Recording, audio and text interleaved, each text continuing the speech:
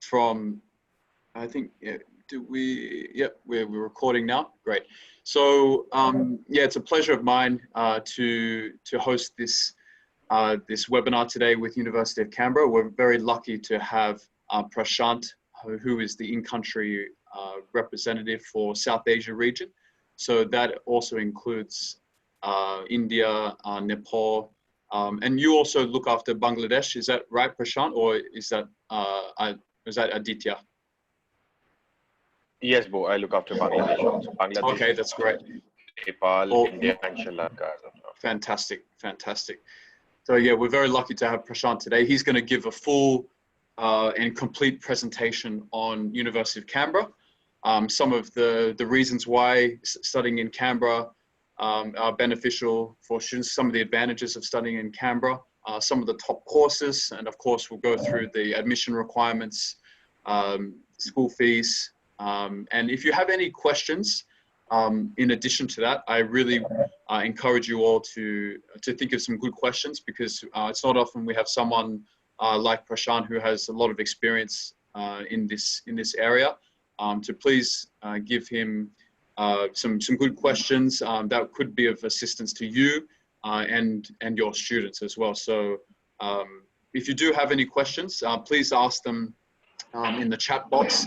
As you're all familiar, we've done this many times, so just keep asking away in the group chat. And then towards the end of the presentation, we will go through a Q&A with Prashant. Yeah, so that's all from me. I'll move the words over to Prashant. And once again, Prashant, thank you very much for your support. And I'll leave it to you for the presentation now. Thank you, Bo, and welcome to all. Thanks for taking out time for this presentation by University of Canberra. Just to actually start off with, I'll just share my screen and show you the study Canberra recent update. I hope all of you can see my screen. Yes, we can. Okay. Very this clear. Is the media release as of today that students, for international students, so temporary visa holders and international students who are affected by COVID-19 and are ineligible for Commonwealth assistance programs, they are able to access more support through a $4,500 support package specifically for the ACT government. So the ACT government has actually opened government jobs to international students, especially who are not eligible for the job seeker package as well. So this is a great step, by the ACT government itself. And as far as University of Canberra is concerned, we've been distributing food hampers to all our students who stay on campus, and we are ready to help them with any support that they require. So there is definitely a lot of support which is coming in from the government and the university, and we are committed that students who are there in Canberra, they have taken care of.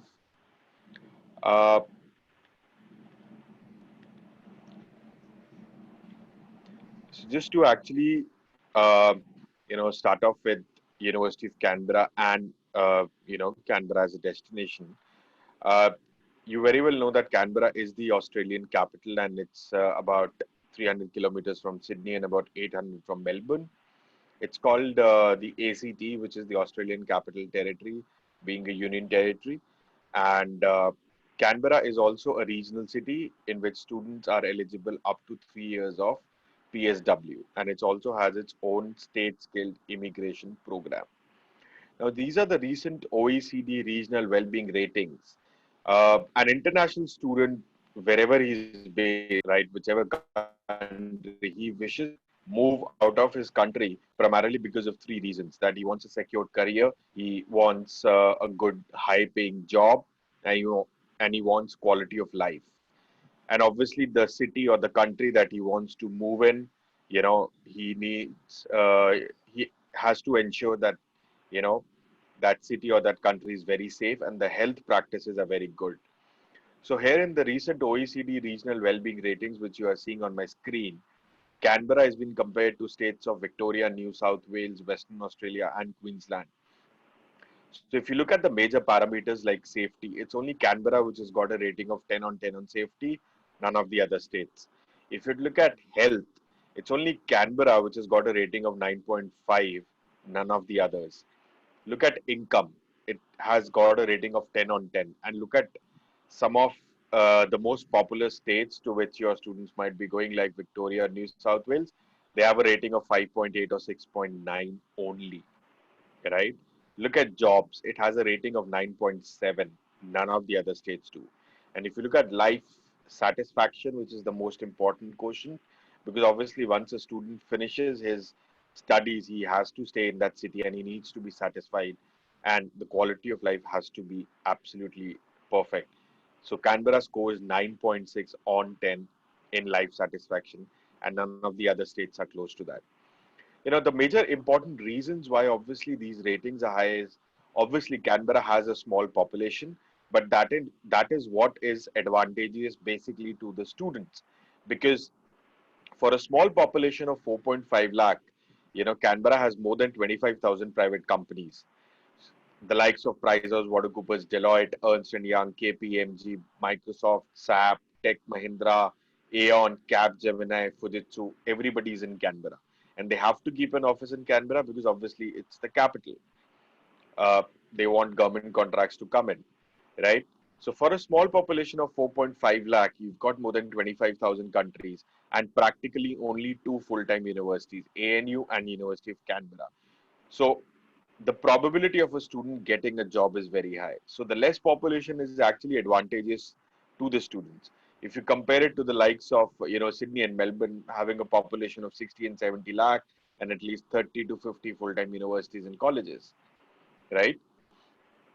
So if we look at the Australian income also up till 18 and 19 figures, you can easily see that people who work in ACT earn the maximum, which is about $1,811 per week, and these are full-time salaries. If you look at the Australian employment rate in 2018-19, again Canberra scores the highest, and it's not only because of the government jobs being there. Government is obviously there, but as I told you that there are more than 25,000 private companies, hence 60% of the working population actually works with the private sector. And because there is less population and there is a lot of demand because a number of companies being there, so students and people who are there in Canberra have to be paid highly because the demand is huge and the supply is less. If we talk about the average part-time work salaries also in Canberra, I have personally met Indian students who are even getting 37, $40 per hour, the average being about $25 for most of the South Asian students up till Feb 2020 intake. Uh, as far as University of Canberra is concerned, we are now ranked in the top 1% universities globally. As per the Times Higher Education Rankings 2019, we are ranked in top 200 universities, globally, and that makes it rank us in top 10 in Australia. And we are only 30 years of age, right? We are ranked 34th in the top 100 young universities and ranked 41st in the top 100 Asia Pacific universities as well, right? We've got currently about 13,000 students, and out of which there are about 3,000 international students, more than about 86,000 alumni. And now these are certain very interesting statistics. If you look at the graduate employability figures of especially IT, the graduate employability rate of IT students is about 92.3, and the median salary is about $74,600 per annum, which is very, very high, right? If you look at this slide, it is quite interesting. The overall employability rate of University of Canberra is almost 89%, and the median salary is about $62,000, which has improved since this PPT was made. And you look at some of the very well-known universities, they are below us.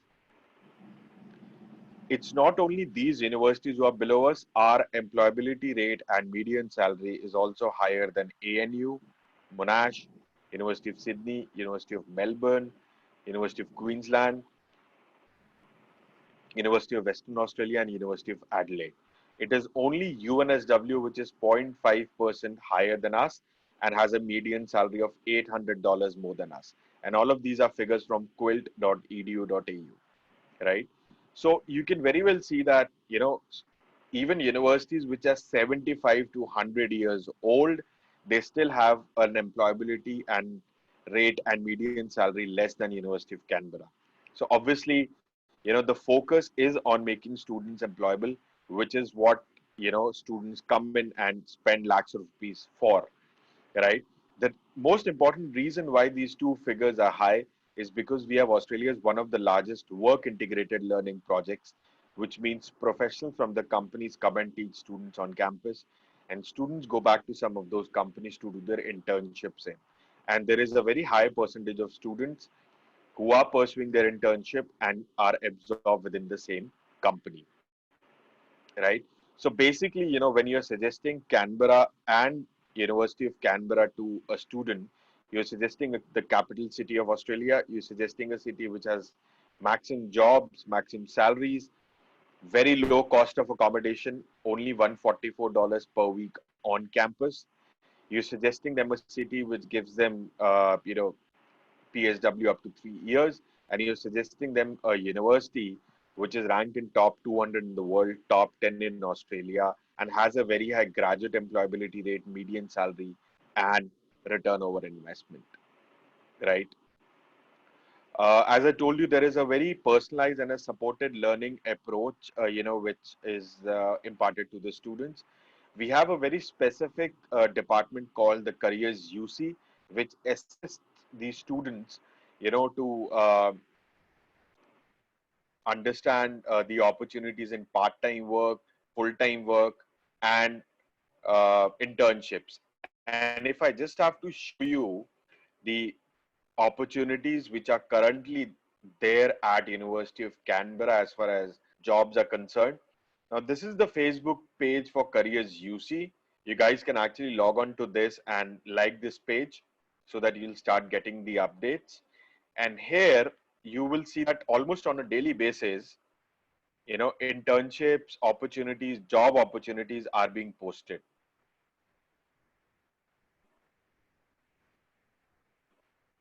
You see, this is the graduate job of the week posted just 5 hours before, right? Again, there are 38 positions available from transport and city services. As I told you, this is the role with the ACT government, and this is open to international students, right? This is just posted yesterday. So whenever, a student actually asks you that what are the career opportunities or the job opportunities, you can just open a book and tell them. It is the most updated page that you will see for any of the career department of any university, right?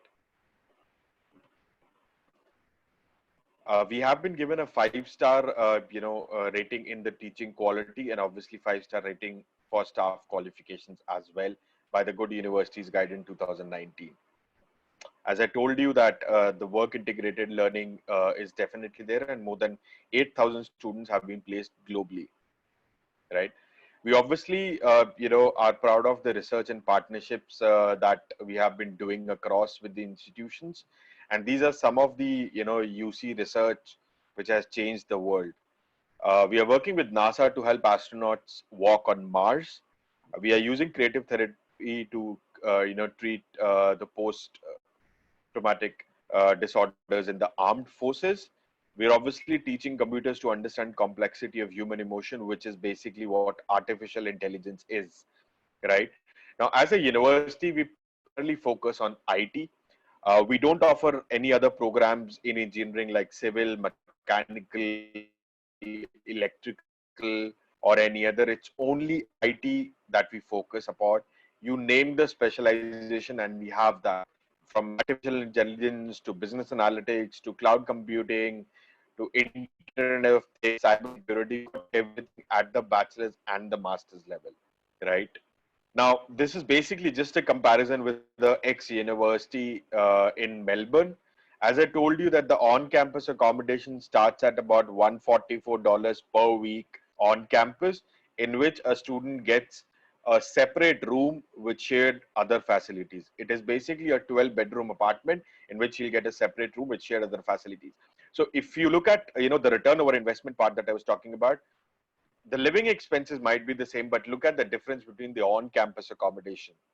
So overall, a Bachelor's of Information Technology student saves about almost $40,000, which is a huge, factor while considering, especially for students across South Asia, because this is a very price sensitive market, right?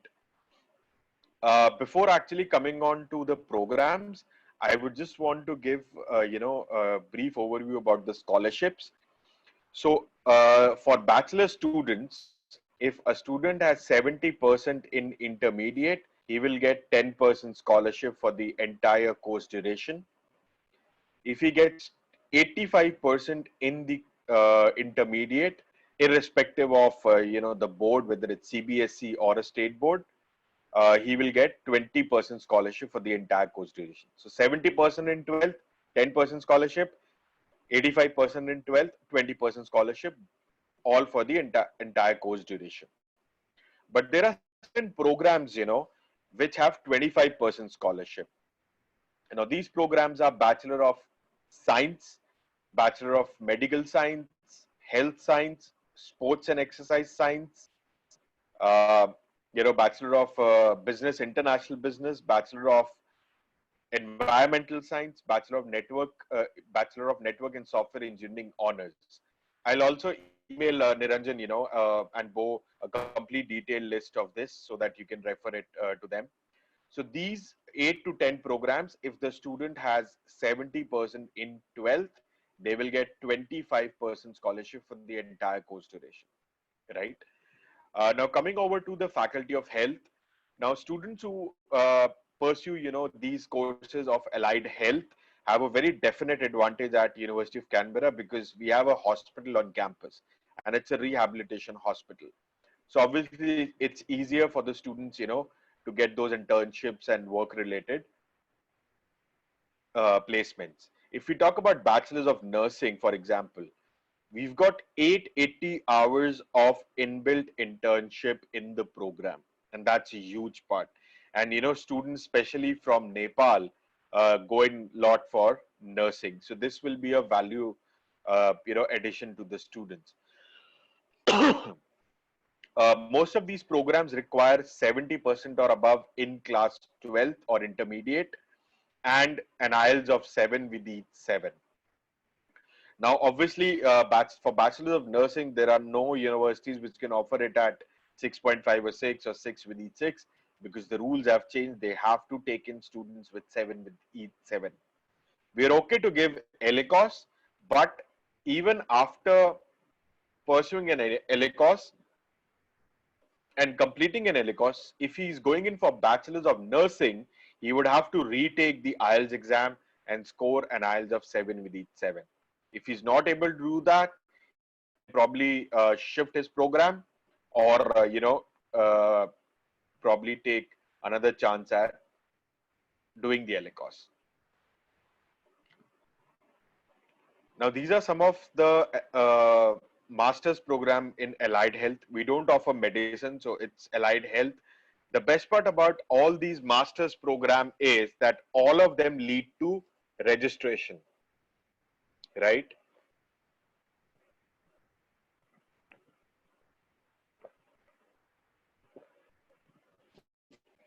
Sorry. So, a student works for a couple of years and meets all the requirements, and then he becomes a registered physiotherapist or a pharmacist or a counselor. The requirement for most of these master's program is also 70% in bachelor's, irrespective of the section of the university, and an IELTS of 7 with each 7.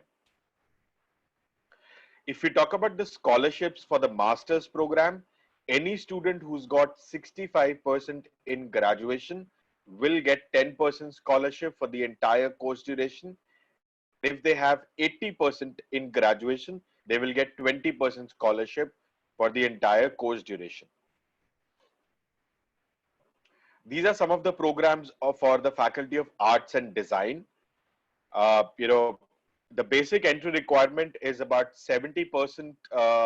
You know, if we talk about India, then it's 70% from state board and 65% from CBSE or any national board, and 65% best of 4. If we talk about Nepal, then it's 70% from the Nepal board, right? And if we talk about Bangladesh, then we're looking at if it's Bangladesh board, then we're looking at about 4.25 out of 5 from the GPA, and an IELTS of 6 with each 6. If we talk about the you know, IB board, just let me, you know, share the entry requirements for that also. Give me a minute.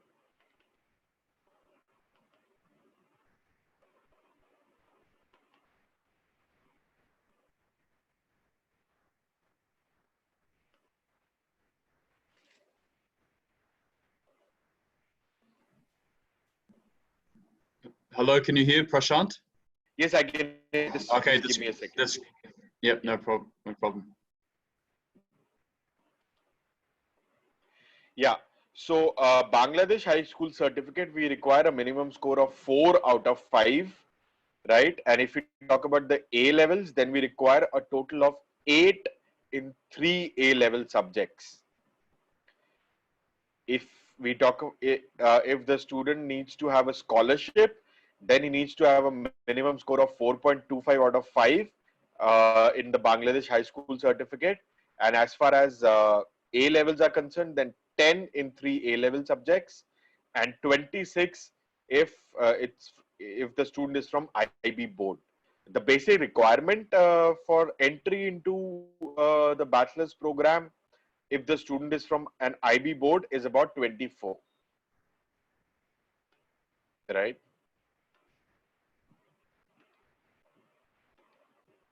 Yeah. Again, work integrated learning is there for even the students who come in for Bachelor of Arts, Design, Built Environment, Building and Construction Management, and Communication and Media. Just to let you know, guys, that there is a separate occupation list which Canberra has, and architects are there on the occupation list. Now, these are the master's program as far as Faculty of Arts and Design is concerned. For Master of Architecture and Design Strategies, the student has to be from an architecture background, and we would require a portfolio. Master of International Development, the student can be from any background. Now, Master of Communication is one of the best programs, in fact, the best programs at the University of Canberra. It is not a mass comm program. It's a program which gives them detailed insight into branding, marketing, and PR. The fees is only $26,000 per year. We can accept any profile student into this program. At the SOP stage, he has to justify why is he changing the program. If he's able to justify, we are okay. It has the highest graduate employability rate in Australia, which is about 94%. And PR professionals, advertising managers, and sales and marketing professionals are on the ACT occupation list. The basic entry requirement is 60% for all these programs, and an IELTS of 6.5 overall with 6 band in each, or a PT score of 58 with each 50. Now, these are some of the programs in Faculty of Science and Technology.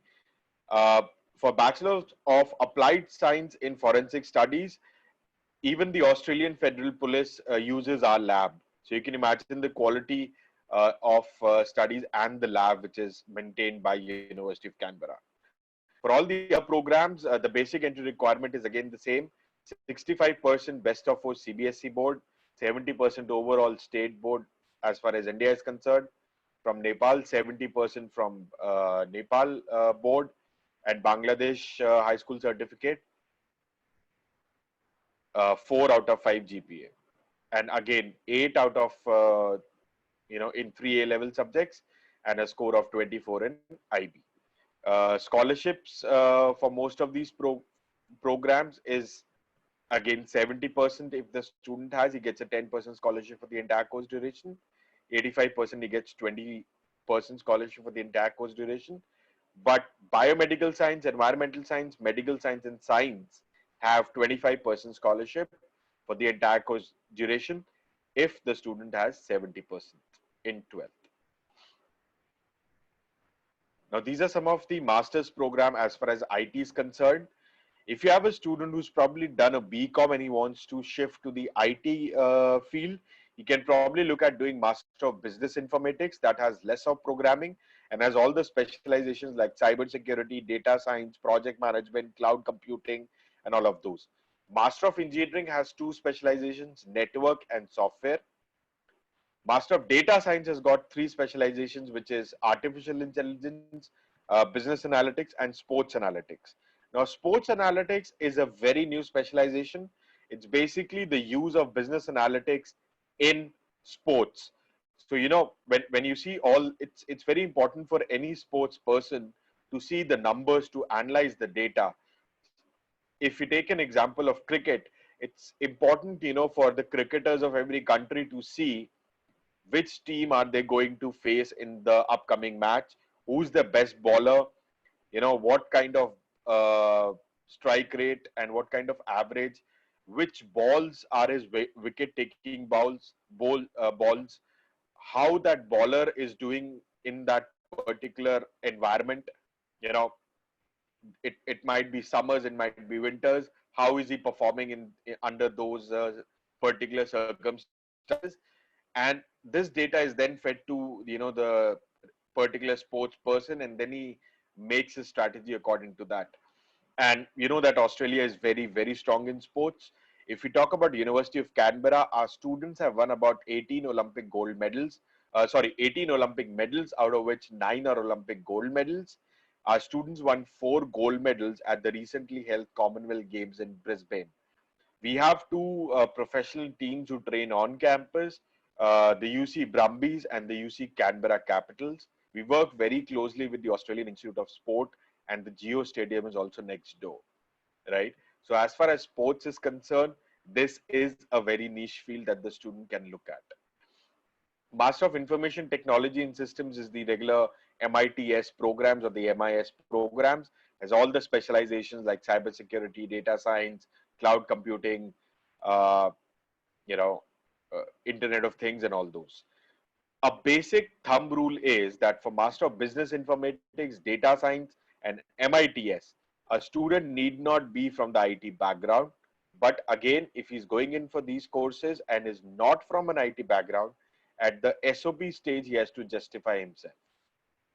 The basic entry requirement for all these programs is about 60% in graduation and an IELTS of overall 6.5 with each 6. For Master of Data Science, if the student has 65% in graduation, he will get 25% scholarship for the first year and the second year. For all the other programs, if he has 65%, he gets 10% scholarship. And if he has 80%, he gets 20% scholarship again for the entire course duration.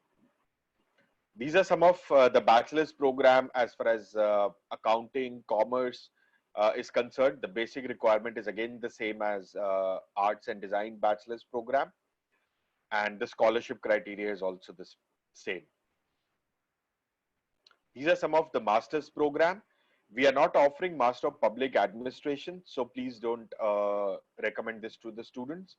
The Master of Business Administration Plus is the MBA program, which is the duration is 2 years, and we do not require any work experience. There is also a program called MBA that we offer. The duration of that is 1.5 years. So don't suggest that to the students. Please suggest MBA Plus. We are also not offering master degree course in Juris Doctor, so please don't suggest it to the students. All the other programs, professional accounting, marketing management, international business, human resource management are being offered. Entry requirement is again the same, 60% in graduation, IELTS of 6.5 with 6 each. Now, marketing management, international business, and human resource management, these three programs, if the student has 65% in graduation, they will get 25% scholarship for the first year and the second year. And for markets like Bangladesh or Nepal or Sri Lanka, if they get a GPA, because some universities do that, even in India, they have to convert. We will look at the conversion chart of that particular university. Whatever might be the GPA, if it comes down to 60, he's eligible. If it comes down to 65, he's eligible for scholarship. So as per the university standards, on the back of the transcript, we will look at the conversion chart and we'll accordingly convert it into a percentage. Again, sales and marketing managers are on the skilled occupation list of Canberra. So if you have a student from BCom, you can probably give him Masters of Marketing Management, has 65%, will get 25% scholarship, and is on the SOL list also. These are the scholarships which are there. And these are the basic accommodation prices, which are on offer. This is just a basic summary of Canberra. Right. The basic application process is through StudyLink. So all your applications, you can forward it to Yes Education, then make an online application through StudyLink. And once the application is made, within a week, an offer letter is issued. And then we take about a week to 10 days to do the GT. What I would recommend is that, once you get the offer letter, you get a GT link. So you have to upload all the documents on that link. Please forward all the documents in a very comprehensive format and, in a format, so that, when our compliance officers open the file, they can easily understand as to what document is what. If there are multiple savings account statements, please arrange it date wise, because the more organized the documents are, it's easier for our compliance officers to accordingly assess it, so that we can give you a fast outcome. Because the only reason why it takes more time for us to assess the documents is because there is a lot of to and fro for the documents, right? As far as the financials are concerned, we will look at the income tax return statements of the sponsors. They should be of at least 8 to 10 lakhs, and maximum an amount of 2 or 3 lakhs is what we can forego. The rest of the amount, we want a proper explanation and a proper source. For example, if there are 5 fixed deposits of 6 lakh each, which amounts to 30 lakhs, there is one fixed deposit which is recent. We can probably look at it if on a case by case basis, but the other 4 fixed deposits, we would look at the source, and side accordingly, we will look at the income tax return statements also. If the student is looking at an education loan, the first semester fees has to be disbursed from the education loan as per the DHA requirement. If education loan is the only financial instrument and he has no other savings, then yes, the entire amount has to be disbursed, because the student has to show money while you are uploading documents for visa. He has to disburse the entire amount. As of now, University of Canberra is an level 1 university, so that is a good news for all of us, right? So I'm mostly done with the presentation.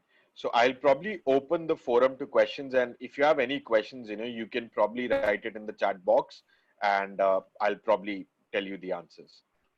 Prashant, do you think, yeah, thank you so far for your presentation. It's been fantastic to hear from you. I think during the presentation, you shared the screen for the entry requirements, but I think it didn't work. Do you think you could go through that again? Just some, because I think from Bangladesh, there's a lot of confusion because some universities don't allow direct entry. They prefer to go through foundation, but for University of Canberra, it's okay, right? Yes. So so we are okay to accept students into direct entry. I'll just share the screen, right? So this is for Yes, Bangladesh, this one. right? Yes. So if it's entry into the foundation, then we require a GPA of 3 and IELTS of 6 with each 5. But on Yep. a very rare case, we offer foundation from South Asia. We would not be looking into offer Usually foundation. direct. Yeah, yeah. If we talk Yeah. about the diploma program, then again from Bangladesh State, high school certificate, a GPA of 3 minimum and an IELTS of 6 with each band 5.5. You might go on the website and say that entry into a diploma program on the website is mentioned 5.5 with no band less than 5.5. Yes, that is the requirement for a diploma globally, but you understand that from South Asia, we are looking at, and the High Commission is looking at a basic prerequisite level. So we are okay to take an overall IELTS of 6 with each band 5.5. So if a student has Yep. overall 5.5, we will not take him into a diploma. He needs to have an overall of 6. Yes. Entry into the bachelor's program, minimum HSC GPA is 4 out of 5. A levels, a minimum score of 8 in 3 A level subjects, and this can vary by degree. If it's bachelor for nursing, then the minimum score required would be 10 in 3 A level subjects, right? And English proficiency would be 6 with each 6 for business, IT, and management programs. Again, for health, it would be 7 with each 7. Yeah. And if we talk about scholarship, a minimum of 4.25 out of 5 for HSC board, and then 10 in 3 A level subjects and 26 in IB. Now, this is again for business, IT, and management. If we talk about health, we would require a minimum score of 4.5 out of 5 for scholarship, and about 12 to 14 in A levels, and about 28 to 30 in IB. All Section 1 universities are acceptable, and these are the level 2, Section 2. Yeah, these are the Section 2 ones. Yeah. So if there's students that are not from the Section 2 universities, what would be the option for them? The students who are not from the Section 1 university forward us the profile of the student, and probably we can look it on a case-by-case basis. Okay. Yeah. Sure. How about you have a document like this for Nepal? I'm actually, so Nepal, is not actually, that detailed, which is required, the basics. But if you want, I'll probably write down in an email and, send it to you across. Yeah, that would be good. That would be good. I'll in an email, I'll send you the different requirements for India, Nepal, Bangladesh, and Sri Lanka. And I'll mention the scholarship details also. Yes, that would be fantastic, and I will share that with my team. For sure. Yeah, but for Nepal, the basic requirement for bachelor's is 70%. Nothing less than 70%. Nothing less than 70. Board. Yeah, got it. Even for business, IT, and management programs, 70% is required. And for health, obviously, it goes up to 76, 77, depending upon the program. Yeah. So going back to the finance requirements or financial requirements, what would you say if you were the case officer receiving the application, you were going over GTE and finance, what is the best, or what's the easiest way, or what's the easiest case for you? Like what amount that you see would be perfect? What would be the most perfect case for you when you're assessing a student? What do you want to see? Like tick all the boxes. We want to see that obviously that he's meeting the eligibility requirements, the English language requirements, and he has sufficient funds to, stay in Canberra. The Mm-hmm. idea is that, he should not reach Canberra and take a release. So that is why, I mentioned the income tax return statements to be of a higher That's value, important. Mm. because that Now, actually if shows that. we may have a lot of cases where that might be a problem, or because they're a family that works on a farm, or how about land valuation statements? Is that something possible? Uh, Or if there's no income tax statements, what else would you suggest as a viable See, option? if the land statement is there, then obviously you understand that, as a university, we look into the physical money which is there in the bank, right? The actual Mm, liquid cash. So a property statement or a land statement would not suffice. And if the no. students' parents are not at all filing the income tax returns, then it would not be possible. At least they can file in the current income tax returns. And for such specific cases, what I would suggest is that you and your team can get back to me. You can either email me the documents, you can WhatsApp me, and we can have a quick call, right? And if I say that, yes, go ahead with this case, then you put in the application, or else don't put the application.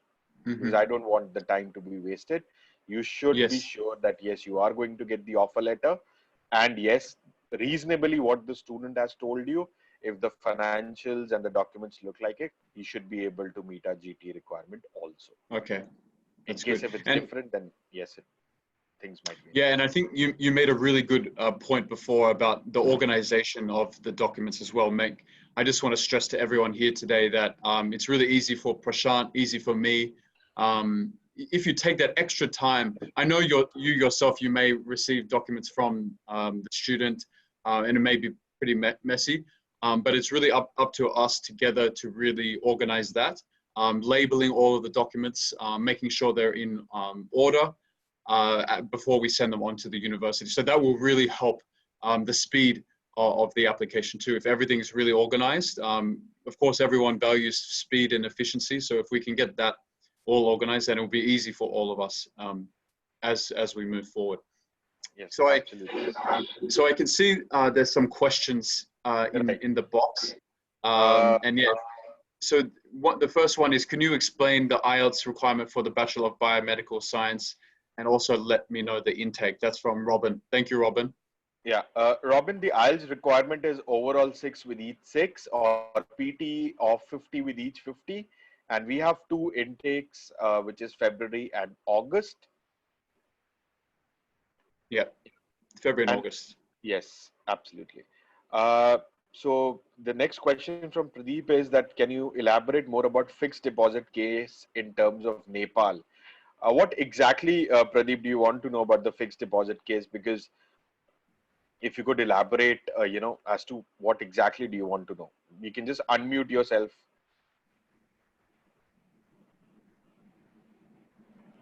Or the Robin Robin, has it said is overall 6 with each 6. overall 6 with each 6. Correct. For a Yeah, direct entry. for direct. Yeah. So Yeah. if there is, his question is, if we have a student that's 6, or if we have a student that's 6 that has some bands in 5.5, what would be the length of the EAP? The maximum length that we are okay to offer is about 10 weeks. But then if he has 6 with 5.5, what I would recommend is that a student can go in for diploma leading to bachelor's, because in that case, the fees of diploma is less than the bachelor's, and he would not have Mm. to, shell out extra on LA costs. On ELICOS, right. So Yeah. you would more recommend go down the diploma path, do diploma, then enter second year after that. Correct, because the college is on the premises of the university. It's a direct entry from first year of diploma to second year of the bachelor's, and it's a small class size, so it helps the students understand Mm. the Australian environment, the study structure, and everything. And he's as good as a university student. He has access to all the Mm. facilities. Uh, Mm. I agree that it's expensive than LACOS, but if you look at a student who's doing LACOS and then the bachelor's, so he does LACOS and then enters into the first year of bachelor's. Whereas if a student only does diploma, he just pays the diploma fees and then directly goes into the second year. Exactly, So it's which actually is cheaper. Correct. So ELICOS fees is actually extra that the student is paying, but then it's entirely to your discretion, Robin. This is just my suggestion. If the student is comfortable to go in for an ELICOS leading to bachelor's, I'm more than happy to give him that package. The diploma intakes are in Feb, June, and October. Great. Yeah, Feb, June, and October. No, we have seats for bachelor's in 2020 intake, so don't worry. Yeah. Yeah. So, what do you think, Prashant? Do you think October might be?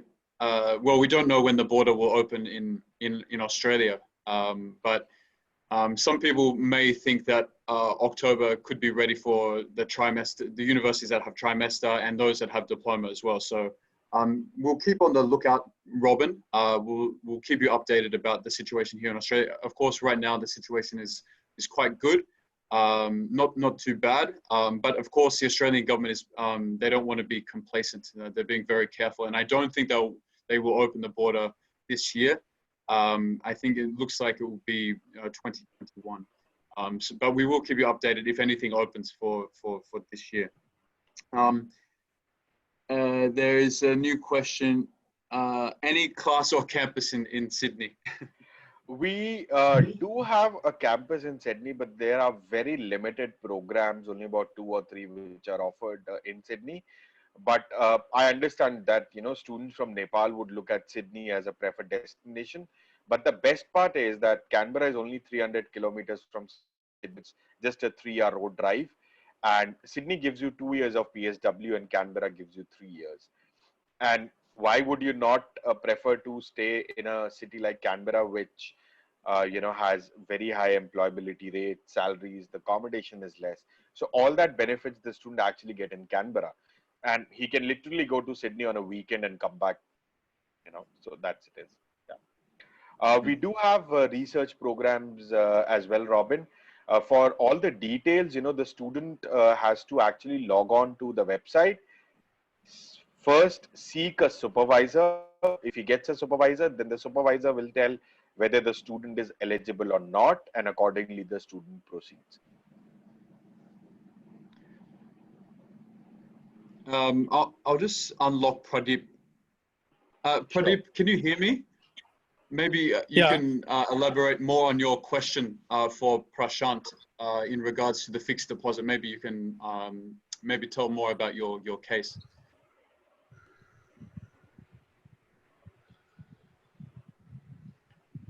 Pradeep?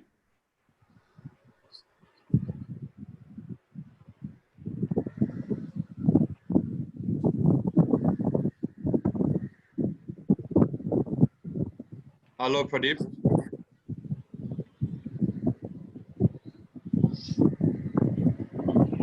You can ask your question. I've unmuted you. Hello. Yes, we can hear you. Suppose if a student need 45 lakhs for education loan, and his or her parents have 45 lakhs of fixed deposit, they can show this kind of amount or not, fixed deposit amount? They can show if they only have a fixed deposit which is 45 lakh, and that is the only financial instrument. But then we would look at when this fixed deposit is created. If it is a very recent fixed deposit and they are not able to explain the source, then I'm sorry, we won't be able to accept it, because in this case, this is the only financial instrument that they have, and they are not able to explain the source of it. So if they are not able to explain the source of it, we will not be able to accept it.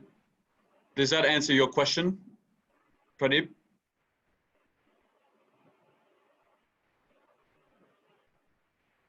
We may have lost him, but I think you made it pretty clear. I think that was pretty clear, Prashant. That was a good explanation. Anisul from Bangladesh asked. There is one more question from Robin. Yes, we accept all A-class bags from Nepal, Robin. Yeah, all A-class bags. Yeah. And the question from Anisul Yes, Anisul. Yeah. No, we would not consider the sponsor's CA audit report. We would want a tax assessment, a proper ITR, you know, because only that is a government document which shows that, you know, how much is actually the sponsor worth and what is, you know, is he worth for. Yeah. So we would not accept the CA audit report. Mm-hmm. Yeah.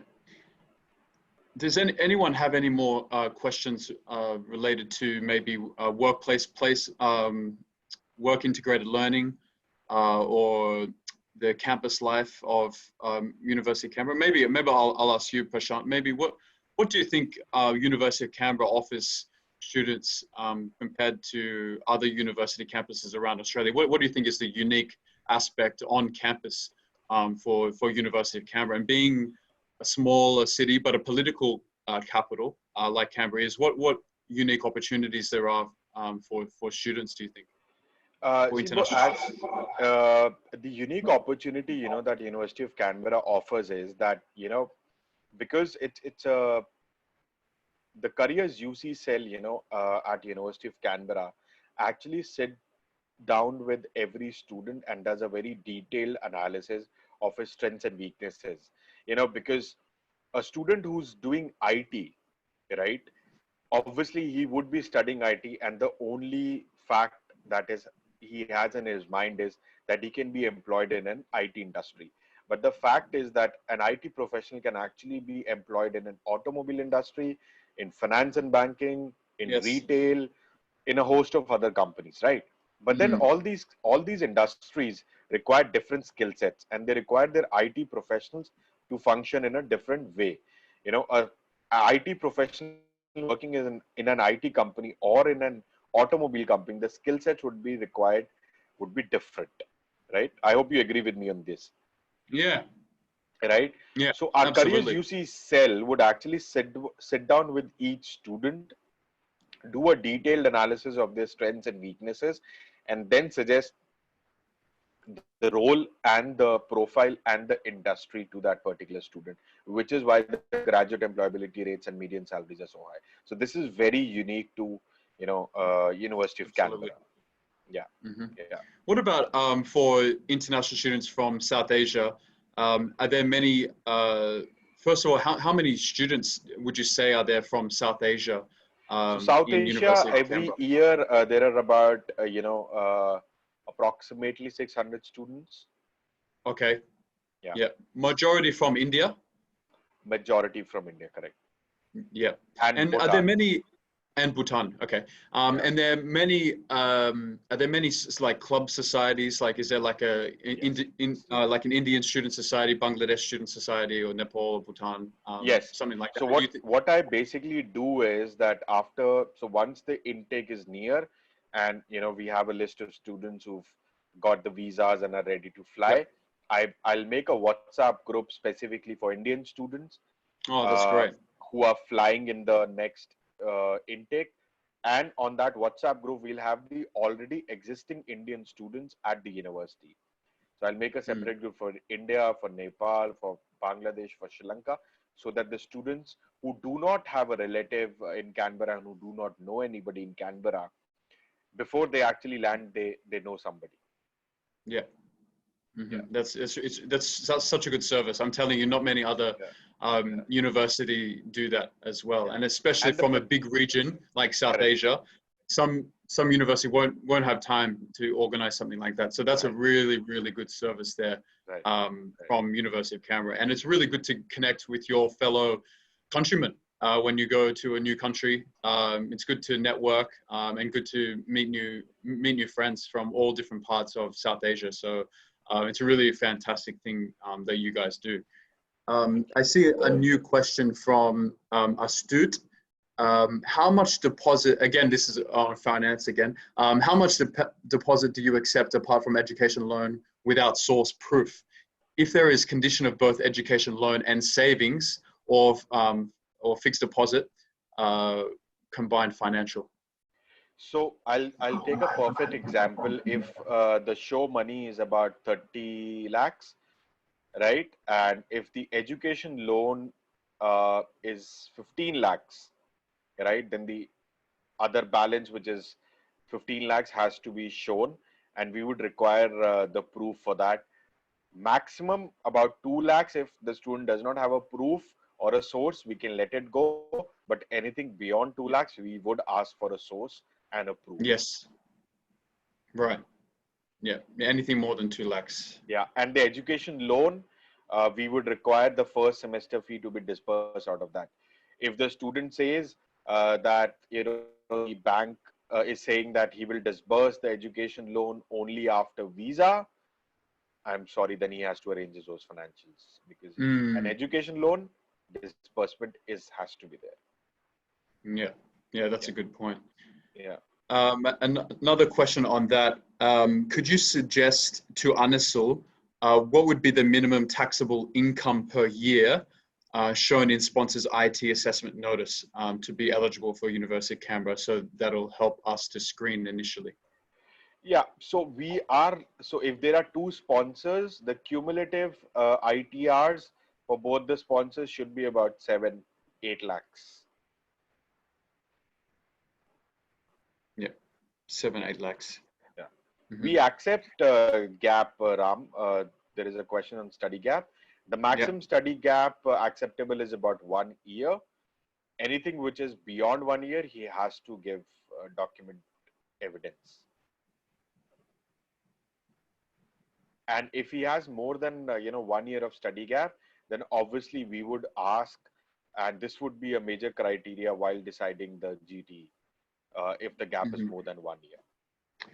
So do you think a lot of compassion or grace will be given given COVID-19? Like if a gap accumulates because of this situation now, do you think that will be considered in the future?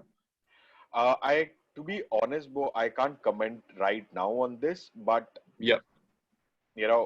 probably to avoid this, but I would suggest, you guys, is that just tell the students to put in an application. There is no cost of the application.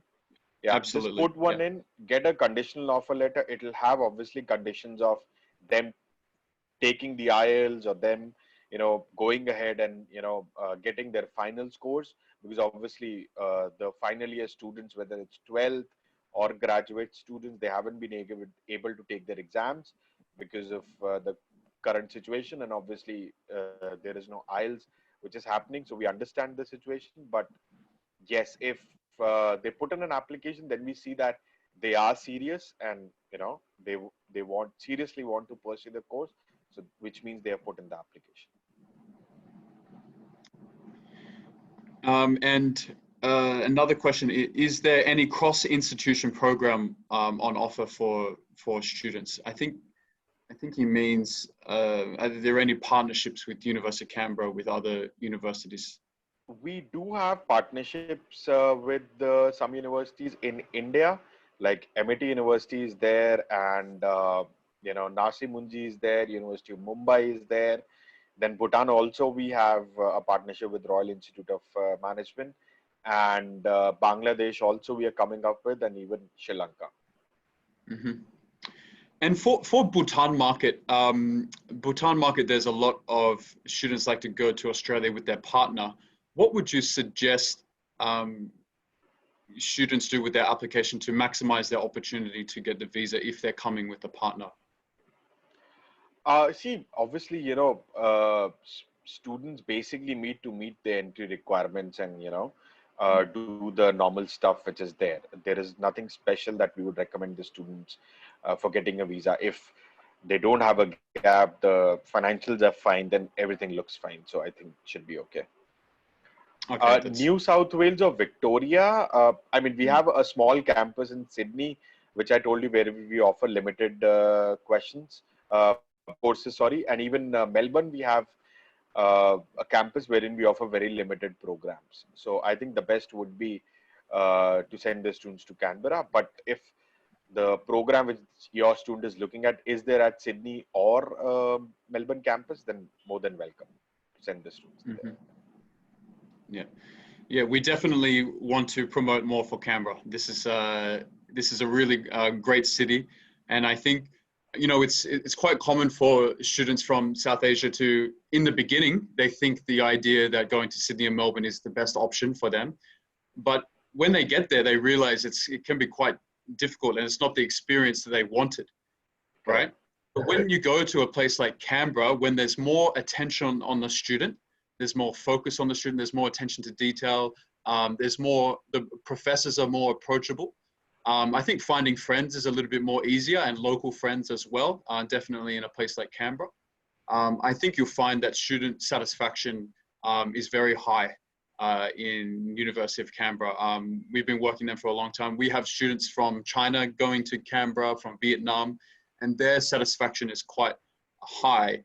And it's a really good opportunity for students from South Asia to get to meet students from all around the world.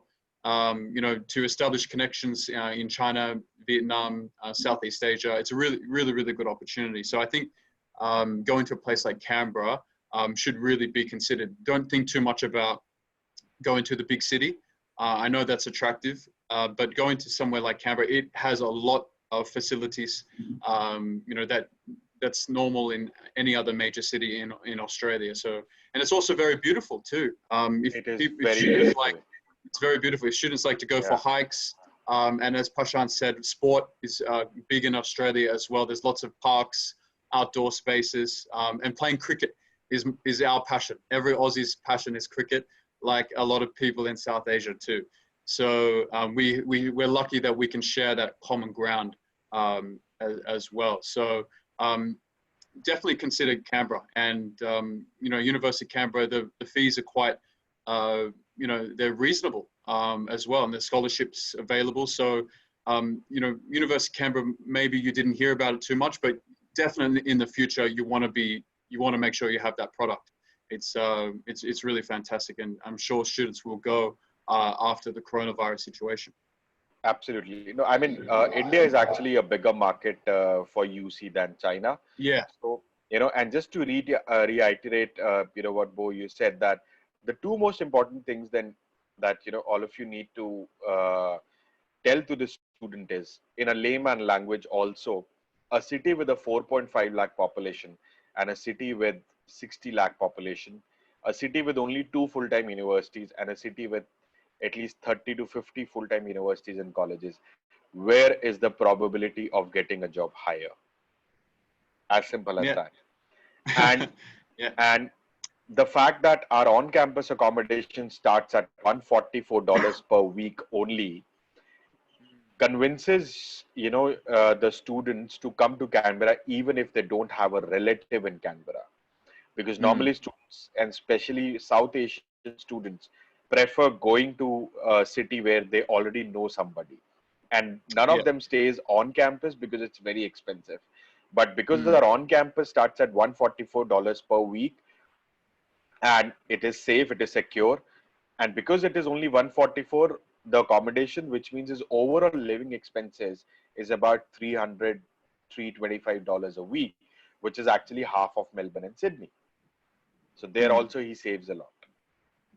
Absolutely, yeah, that's absolutely right. And being the capital city as well, there's lots of businesses in the capital as well. There's lots of working opportunities, and as Prashant said, the skilled occupation list, there's a separate list for Canberra too. So bear in mind of that. And certainly the quotas don't fill up as quickly as they might in Sydney or Melbourne. So it's important to keep that perspective as well.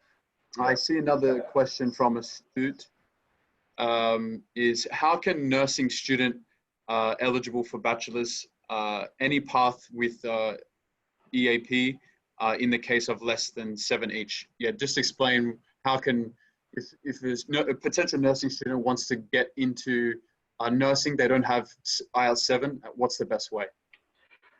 To be honest, there isn't a way, because we don't have a diploma leading to a degree, you know, in for bachelor's of nursing. So there is no pathway. If he has less IELTS, which is say overall 6.5 with each 6.5 or something of that sort, he can go in for an LA course of 10 weeks. But even after completing the LA course, he has to retake the IELTS and again score 7 with each 7 to enter into Bachelor's of Nursing.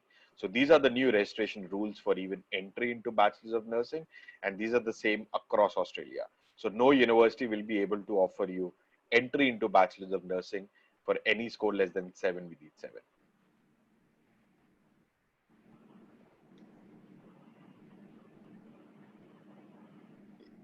If again the IELTS is less, which means the student has taken LCOS, and if the IELTS is less, then he can probably shift to any other allied health program which meets the English language requirements that the student has.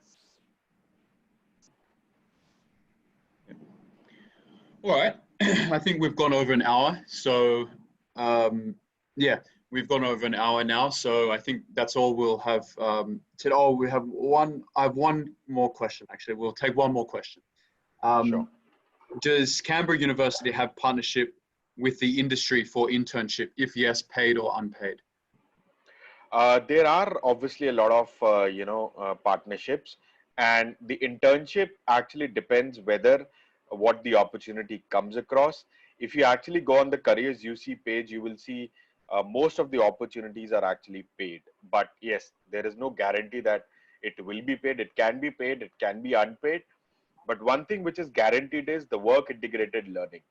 So obviously there are criteria to get internship. There might be interviews or something of that sort. If the student does not meet that criteria, he will still be working on live projects. So that is still there. And just to quickly show you the website which gives you the ACT occupation list, I'm sharing my screen. So this is the website. Perfect. Yep, this is great. CanberraYourFuture.com.au. Just log on to that. Click on to skilled migrants. This is the ACT occupation list. Scroll down below. And here you can access the PDF document. Yeah, that's most up to date. Yeah. Yeah. Right. So these are the Fantastic. occupations which are there. Yeah. Yeah. Well, I will download. I have that downloaded myself, and I will share with our team members Sure. and partners that as well. So yeah, that's great. Thank you so much for your effort today and detailed presentation. You're more than welcome. Certainly, we're very lucky to have you and your experience talk about all of this today. And I'm sure all of our listeners today got, so much more and new information that they didn't have before, and then can go and use that information for promoting in their market. So thank you so much for that, and we'll keep in touch with you. Hope you stay safe in Delhi, and next time I come over there, I'll pay you a visit for sure. Definitely. Please take care and stay safe. And all of you, please take care and stay safe. It was wonderful interacting with you. Just a last thing, Bo, that, you and your team, if they have any questions as far as University of Canberra is concerned, they have to ping me 10 times a day. I'm perfectly fine, because I understand that because you guys are starting with University of Canberra, there have not been very many applications, especially from South Asia. So there would be a lot of questions and queries. Feel free to ping me for any small doubt also that you have. Yeah, you have my full support. It will take a lot of time to and a lot of questions in order to get these cases through. So we're committed for the long term.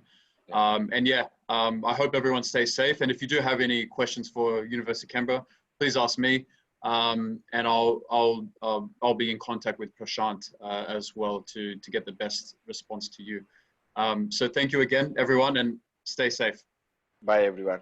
Stay safe. Bye-bye. And we will. Okay.